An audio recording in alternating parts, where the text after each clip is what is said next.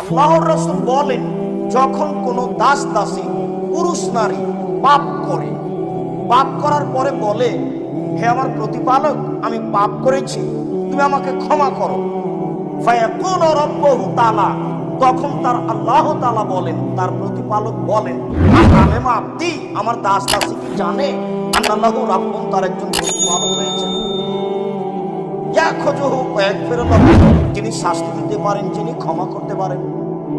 আসলেই কি আমার দাস দাসী জানে, ও কি চিনে যে তার একজন প্রতিপালক রয়েছেন, যিনি ক্ষমা করতে পারেন, যিনি শাস্তি দিতে পারেন? আসলেই কি ও জেনে শুনে বলছে?